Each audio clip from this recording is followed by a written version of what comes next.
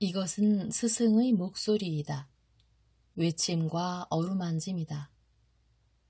이 목소리가 회개하기를 원치 않는 사람들에게 말할 때에는 외침이 되고, 비록 불완전하더라도 하느님과 그분의 말씀을 찾아내려는 착한 뜻을, 하느님과 그분의 말씀을 찾아낸 다음에는 자기를 거룩하게 하려는 착한 뜻을 가진 사람들에게 말할 때에는 어루만짐이 된다.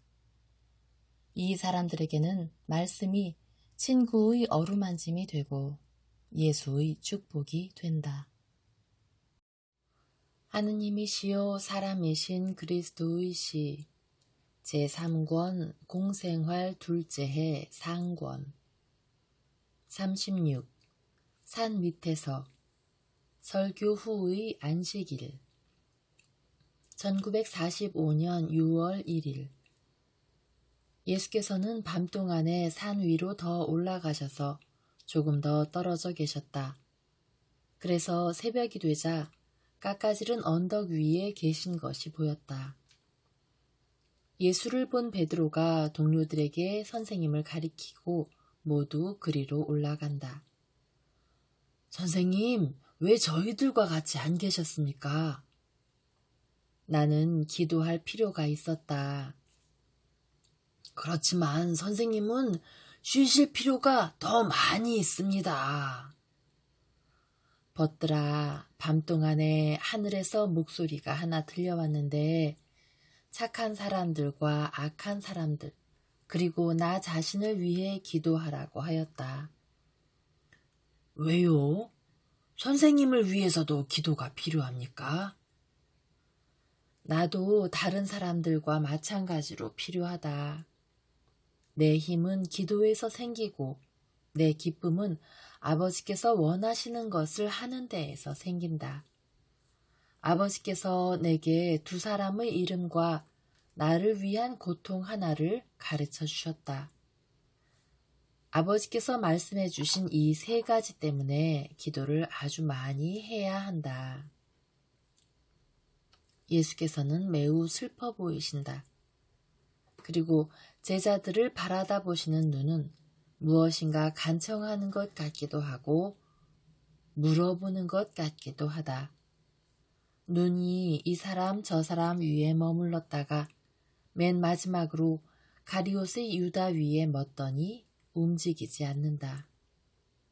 사도는 그것을 알아차리고 묻는다. 왜 저를 그렇게 보십니까?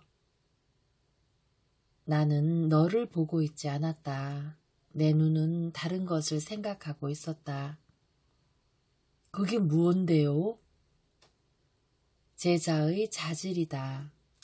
한 제자가 할 수 있고 선생을 위해서 해줄 수 있는 모든 선과 모든 악을 말이다. 나는 예언자들이 제자와 요한의 제자들을 생각하고 있었다. 그리고 내 제자들도 생각했다. 그리고 요한과 제자들과 나를 위해 기도하고 있었다. 오늘 아침에는 선생님이 많이 슬프고 지쳐 보이십니다. 선생님을 사랑하는 사람들에게 선생님의 괴로움을 말씀해 주십시오. 하고 제베데오의 야고보가 간청한다.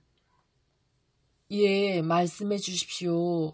선생님의 근심을 덜어드릴 수 있는 게 있으면 저희가 하겠습니다. 하고 사촌인 유다가 말한다. 베드로는 바르톨로메오와 필립보에게 이야기를 하고 있다. 그러나 그들이 무슨 말을 하는지는 모르겠다. 예수께서는 이렇게 대답하신다. 착한 사람이 되는 것이다. 착하고 충실한 사람이 되도록 힘써라. 이것이 내 근심을 덜어주는 것이다. 다른 것은 아무것도 없다. 베드로야, 들었느냐? 의심은 내버려라. 나를 사랑하고 서로 사랑하여라. 나를 미워하는 사람들에게 매혹되지 말아라. 무엇보다도 하느님의 뜻을 사랑하여라.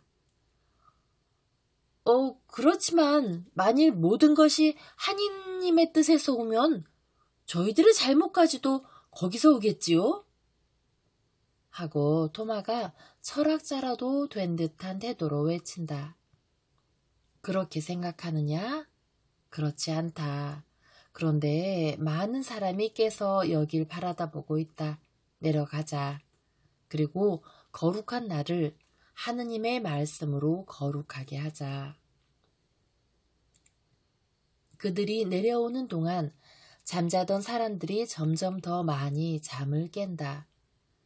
어린이들은 참새들같이 기쁘게 풀밭 가운데에서 뛰고 달리고 하면서 제잘거리다가 이슬로 옷을 적신다. 그래서 찰싹찰싹 손바닥으로 때리는 소리가 들리고 울음소리가 뒤따른다. 그러나 곧 이어서 어린이들은 예수께로 달려오고 예수께서는 그들을 쓰다듬으시며 마치 어린이들의 쾌활을 당신 몸에 반영하시는 듯이 미소를 되찾으신다. 어린 여자아이 하나가 풀밭에서 꺾은 꽃으로 만든 작은 꽃다발을 예수의 허리띠에 꽂으려고 하면서 이렇게 하면 옷이 더 예쁘니까요 하고 말한다. 예수께서는 여자아이가 하는 대로 내버려 두시고 사도들이 투덜거리는 것도 아랑곳하지 않으시고 오히려 이렇게 말씀하신다. 아니, 어린이들이 나를 사랑하는 것을 기뻐하여라. 이슬이 꽃에 앉은 먼지를 없애고 어린이들의 사랑은 내 마음에서 슬픔을 다 없애준다. 산에서 내려오시는 예수와 그의 집에서 빵바구니를 든 많은 하인을 데리고 오는 율법교사 요한이 동시에 순례자들 사이에 도착한다. 다른 하인들은 올리브와 치즈와 선생님께 드릴 구운 어린 양인지 새끼 염소인지를 가지고 온다.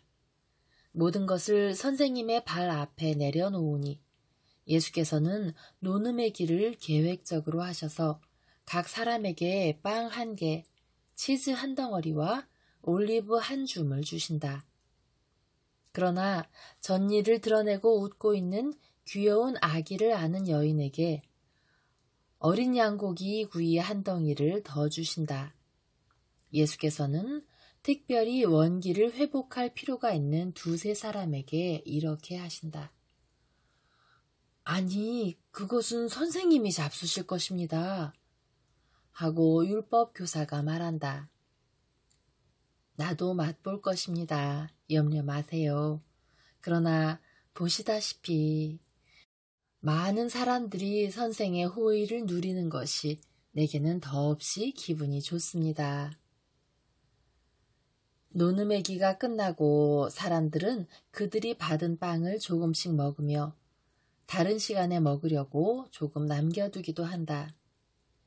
예수께서도 하인 1 사람이 들고 있는 단지같이 작은 납작한 병에서 율법교사가 작은 잔에 따라드리는 양젖을 조금 드신다.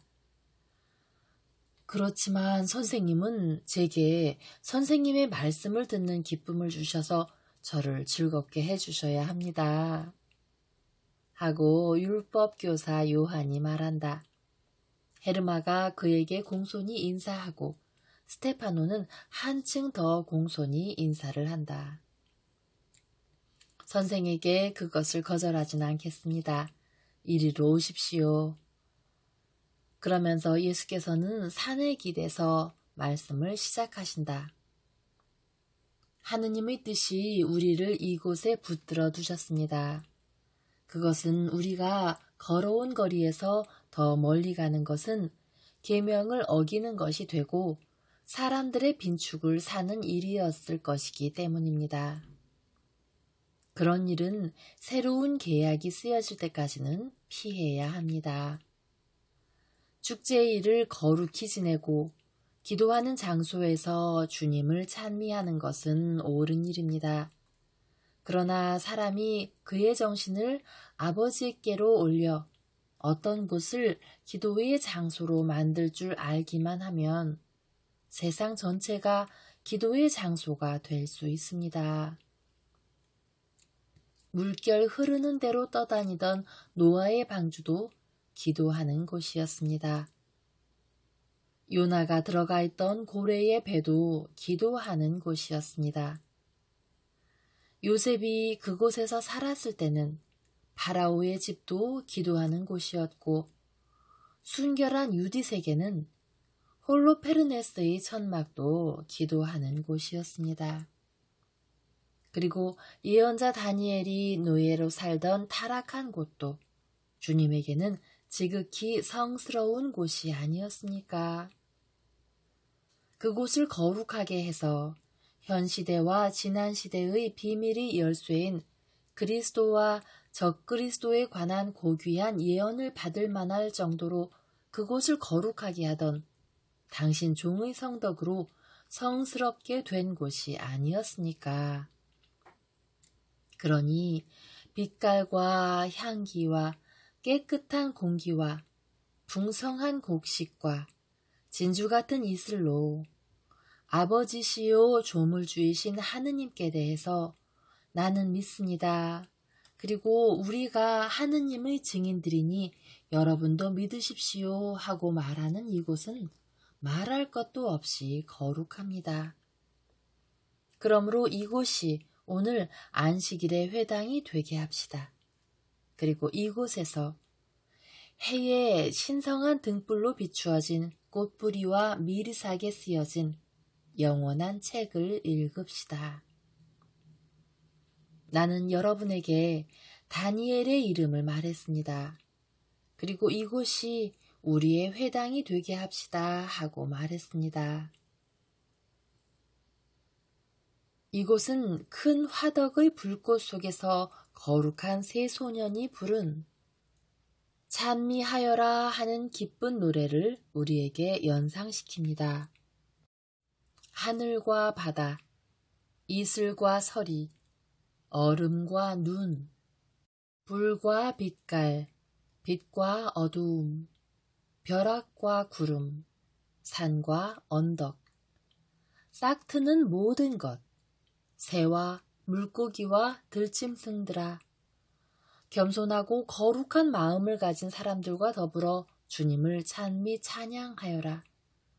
이것은 겸손한 사람들과 거룩한 사람들에게 많은 것을 가르쳐주는 거룩한 찬미가의 요약입니다. 우리는 어디에서나 기도를 드릴 수 있고 하늘에 가는 공로를 세울 수 있습니다. 우리가 아버지의 뜻을 행할 때에는 하늘에 가는 공로를 세웁니다. 오늘 아침 일찍 어떤 사람이 내게 이런 지적을 했습니다. 만일 모든 것이 하느님의 뜻에서 오면 사람들의 잘못도 하느님의 뜻이 원한 것일 거라고. 그것은 틀린 생각입니다. 그런데 이 틀린 생각이 매우 널리 퍼져 있습니다. 어떤 아버지가 그의 아들이 비난받을 만한 사람이 되기를 바랄 수가 있습니까? 그럴 수는 없습니다.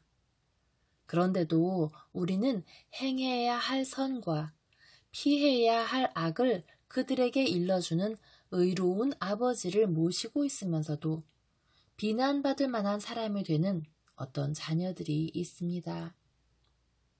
그렇지만 올바른 사람이면 아무도 그 아버지가 자기 아이에게 악을 행하라고 부추겼다고 비난하지는 않습니다. 하느님은 아버지시고 사람들은 하느님의 자녀들입니다. 하느님께서는 사람들에게 선을 가리키시며 자, 나는 너의 이익을 위하여 너를 이 상황에 놓아둔다 하고 말씀하십니다. 또는 악마와 그의 종들인 사람들이 사람들에게 불행을 마련해 줄 때에 하느님께서는 자, 이 어려운 시간에 이렇게 행동하여라. 그러면 이 불행이 영원한 이익에 도움이 될 것이다 하고 말씀하십니다. 하느님은 여러분에게 권고하시지 강요하지는 않으십니다. 그러면 만일 어떤 사람이 하느님의 뜻이 어떤 것인지를 알면서 그와 정반대되는 것을 하기를 더 좋아한다면 그것을 하느님의 뜻이라고 말할 수 있습니까? 그것은 불가능한 일입니다. 하느님의 뜻을 사랑하시오. 하느님의 뜻을 여러분의 뜻보다 훨씬 더 사랑하고 세속과 육신과 마귀의 세력의 유혹과 힘에 대항해서 하느님의 뜻을 따르시오. 이런 것들도 그들의 뜻을 가지고 있습니다. 그러나 나 진정으로 말합니다만 이것들의 뜻을 따르는 사람은 정말 불행합니다. 여러분은 나를 메시아라 주님이라 부릅니다. 여러분은 나를 사랑한다고 말하고 내게 환호합니다. 여러분은 나를 따라다닙니다. 그리고 이것을 사랑이라고 생각합니다. 그러나 정말 잘 들어두시오. 여러분 모두가 하늘나라에 들어가지는 못할 것입니다. 가장 오래되고 가장 가까운 내 제자들 가운데에서도 하늘나라에 들어가지 못할 사람이 있을 것입니다. 그것은 많은 사람이 자기 자신의 뜻이나 육신과 세속과 마귀의 뜻을 행하고 내 아버지의 뜻을 행하지 않았기 때문입니다. 나보고 주님 주님 하고 말하는 사람들이 하늘나라에 들어가지 않고 내 아버지의 뜻을 행하는 사람들이 들어갈 것입니다. 이 사람들만이 하느님의 나라에 들어갈 것입니다. 지금 여러분에게 말하는 내가 목자였다가 심판자가 되는 날이 올 것입니다. 오늘의 내 모습을 보고 기대를 가져서는 안 됩니다. 오늘은 내 목자의 지팡이가 흩어진 모든 영혼을 모으고 여러분을 진리의 목장으로 오라고 권하기 위해 부드러워졌습니다. 그러나 그때에는 내 지팡이가 심판자인 왕의 왕홀과 대체되고 내 능력이 대단히 다를 것입니다. 그때에는 친절이 아니라 준엄한 정의를 가지고 내가 진리를 먹고 자란 양들을 진리와 오류를 섞었거나 오류만을 먹고 자란 양들에게서 갈라놓을 것입니다. 나는 이 일을 한 번, 그리고 한 번 더 할 것입니다. 그리고 심판관 앞에 첫 번째 출두했을 때와 두 번째 출두할 때의 사이에 독을 깨끗이 제거하지 못한 사람, 깨끗이 제거할 수가 없을 사람은 불행합니다.